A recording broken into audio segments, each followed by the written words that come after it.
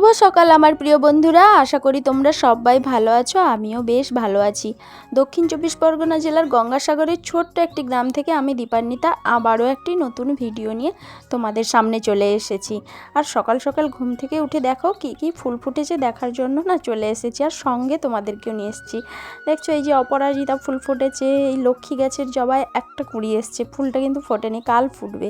আর এই গাছটার ফুল তো মানে পুজোতে লাগে না, কিন্তু দেখতে কিন্তু খুব সুন্দর লাগে গাছটা। আর এই যে জবা দেখো প্রায় সবার বাড়িতে আছে, এটা কিন্তু সাধারণের মধ্যে একদম অসাধারণ লাগে। আর সকাল সকাল ঘুম থেকে উঠে বাড়ির গাছে কি ফুল ফুললো না ফুললো দেখতে মন্দ লাগে না, বেশ ভালো লাগে।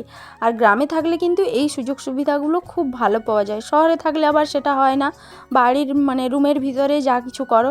আর গ্রামে থাকলে প্রকৃতির সঙ্গে ভালোভাবে মেশা যায়।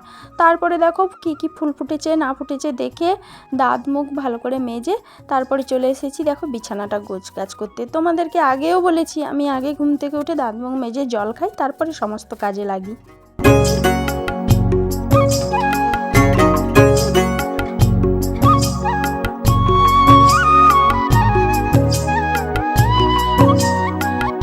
আর ওইদিকে দেখো বিছানাপত্র তোলার কাজ শেষ করে জল খাবার নিয়ে বসে পড়েছি। আর রোজ সকালে মানে প্রায় সময়ই আমাকে একাই কাটাতে হয়, তো একাই জল খাবারটা সেরে নিচ্ছি।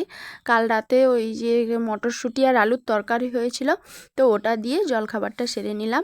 তারপরে দেখো এদিকে ঘর ঝাঁট দিতে চলে এসেছি। আর ঘর ঝাঁট দিতে দিতেই তো দেখতে পেলে শ্বশুরমশাই চলে এসেছিলো বাজার থেকে, তো নিয়ে এসে একটা ব্যাগ দিয়েছিল, তো ব্যাগে করে কিন্তু একটা দারুণ জিনিস নিয়ে চলে এসছে, তো কড়াইশুঁটি। আর এই সময় কড়াইশুঁটি খেতে কিন্তু মন্দ লাগে না, বেশ লাগে। তো মানে সেদ্ধ দিয়ে মুড়িটা বেশি ভালো লাগে, বা কড়াই সেদ্ধ।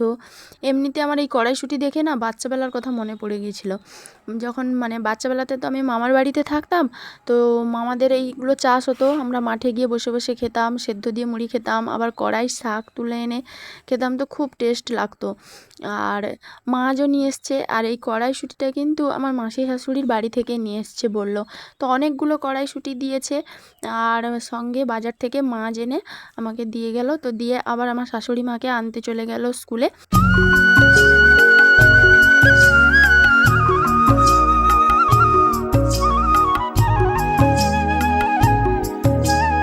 আর এদিকে দেখো ইলিশ মাছ নিয়ে চলে এসছে, তো অসময়ে এত যে ইলিশ মাছ কোথায় ছিল বলতে পারবো না, তবে খুব টেস্টি, পুরো যেন বর্ষাকালে যেরকম ইলিশ মাছ হয় তার থেকেও যেন ভালো লাগছে। তো বলছে নাকি আমাদের এই নদীরই মাছ, একদম টাটকা মাছ, কিন্তু কাটলে রক্ত পড়ছে এরকম। আর আগেও 2-3 দিন এরকম মাছ নিয়ে এসেছিলো, তোমাদেরকে শেয়ার করেছি, আজকেও নিয়ে এসছে। তো ইলিশ মাছ নাকি খুব বাজারে নাকি এখন উঠছে, প্রত্যেকটা দোকানে এরকম বলছে। আর এদিকে আমার কি অবস্থা দেখো, উনুন ধরাতে গিয়ে আমার নাজেহাল অবস্থা। বেশ কয়েকদিন হলো বলো তো, 8 মাস বাইরে ছিলাম, তো উনুন তো ধরাইনি, এখন মানে উনুনটা ধরাতে গিয়ে আমার যে কি অবস্থা হচ্ছে, চোখ নাক মুখ দিয়ে সব জল বেরিয়ে যাচ্ছে। যদিও আমাদের ভাতটা হয় উনুনে আর তরকারিগুলো হয় গ্যাসে, তবুও এইটুকু যে করছি এতেই যেন খুব কষ্ট হচ্ছে মনে হয়। আসলে কি বলো তো, মানুষ তো অভ্যাসের দাস, অনেক দিন অভ্যাস নেই তার জন্য। আর এদিকে সমস্ত সবজি কাটা হয়ে গেছে, তো কুমড়োর তরকারি হবে, আর কুমড়ো দিয়ে আলু দিয়ে মাছের টক হবে। আর মাছটা কিন্তু আগে থেকে দেখো ভেজে নিয়ে রেখেছিলাম, আর এখন তরকারিটা রান্না করলেই রান্না শেষ।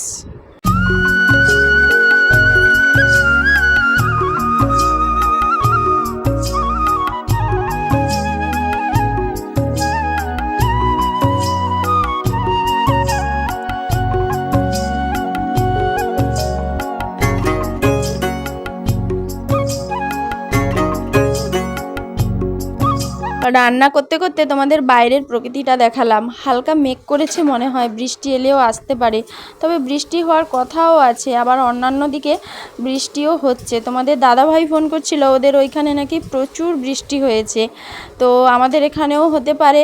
তো হালকা মেঘ করেছে, আবার রোদও আছে। তো চলো আগে রান্নাটা করে নিই, কারণ বৃষ্টি চলে এলে আবার বাইরে যে জিনিসপত্র আছে ওইগুলো তুলতে হবে, তারপরে উনুনে রান্না করার জন্য কিছু জ্বালানিও আগে থেকে নিয়ে নিতে হবে। তো চলো রান্নাটা আগে সেরে ফেলি। তো কুমড়ো ঘন্টটা তুলে দিয়েছি, আর মাছের টকটা করলে কিন্তু হয়ে যাবে। আর যেহেতু আমাদের উনুনে রান্না হয়, মানে ভাত হয় আর গ্যাসে তরকারি হয়, তো আমার কিন্তু তাড়াতাড়ি হয়ে যায় দুদিকে। তো চলো রান্নাটা আগে সেরে নিই।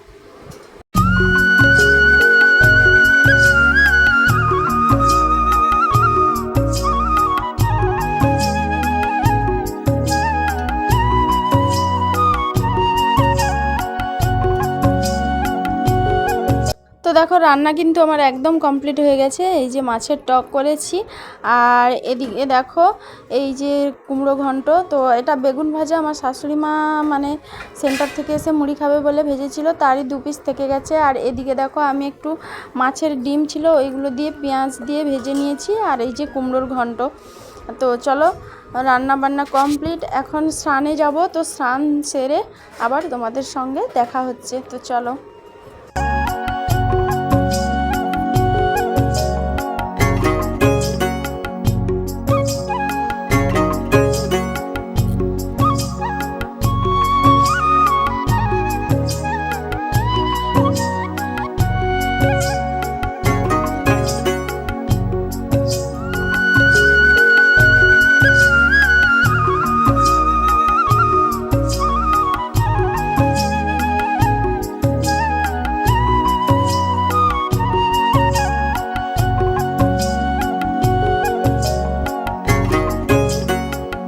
আর দেখলে তো বন্ধুরা, বলতে না বলতেই দেখো আকাশের কি অবস্থা, একদম কালো হয়ে মেঘ একদম ঢেকে গেছে, আর ঝড়ো বাতাস।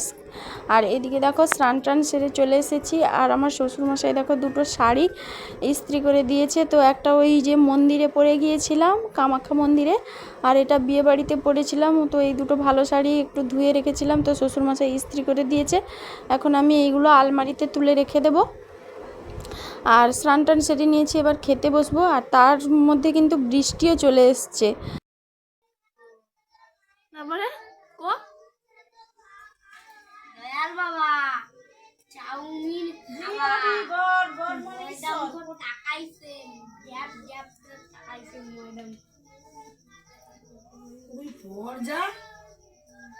পড়বনি তুই।